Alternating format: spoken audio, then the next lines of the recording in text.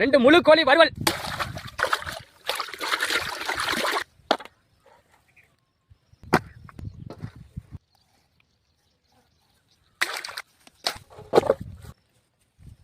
மஞ்சத்தூள், மிளகாத்தூள், வறுத்து முணுக்கின பட்டை வகை, அரைச்ச கொத்தமல்லி, கடலை மாவு, இஞ்சி பூண்டு பேஸ்ட், அரைச்ச மிளகுத்தூள், தயிர், ஒரு தேவையான அளவு கல் உப்பு சேர்த்துக்கலாம்.